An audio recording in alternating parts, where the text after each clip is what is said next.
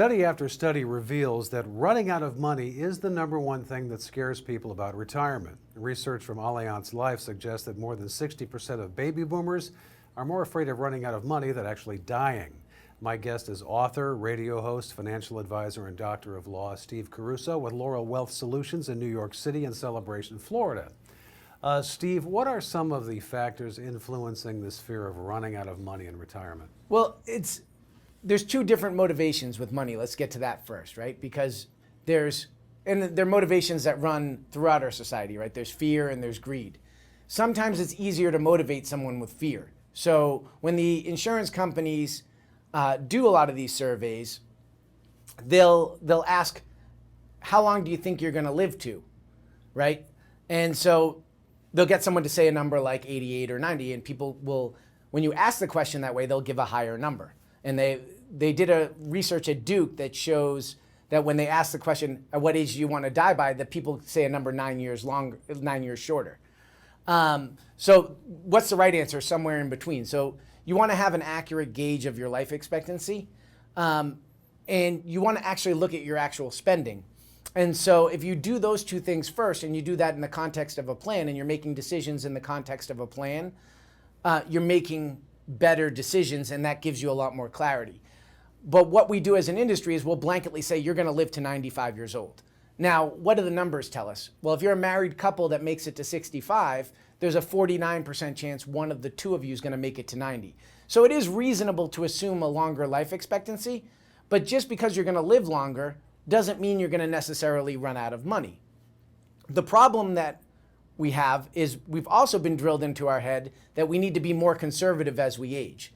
So what you want to do is actually work with someone who's looking at your numbers and finding out the right amount of money that you should have conservative, and being a little bit more aggressive with some of the other money to keep pace with inflation to make sure you don't run out of money. You don't want to be using cookie cutter advice or rules of thumb like you should have your age in bonds. That doesn't necessarily work. It's old advice that's based on facts that don't necessarily exist in today's market. So healthcare and long-term care costs are a factor. Talk about that. So everyone's health is different, right? So one of the things that you're going to look at is when you're enrolling in, say, a Medicare supplement or your health insurance, you want to look to make sure that the drugs that you're actually taking are on the formulary. So that's one kind of common sense, easy thing to do. You're going to spend a lot of money on healthcare. And people say I often hear, that number can't be right. I'm not going to spend that much more on healthcare. Well, healthcare costs typically inflated about 7%. So general inflation has been running under 2%. So as a retiree, you're going to experience higher inflation, number one.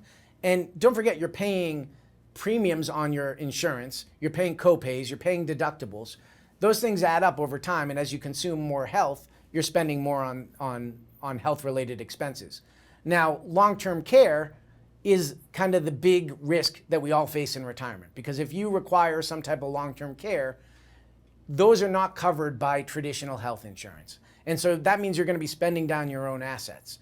And it just matters how you want to address that risk. So you can choose to ignore it, and some people do that, and that's probably not the right strategy. Or you could say, my friends and family are going to take care of me, and that's great, as long as your friends and family are on board with that. You should probably have a conversation with them if that's your plan.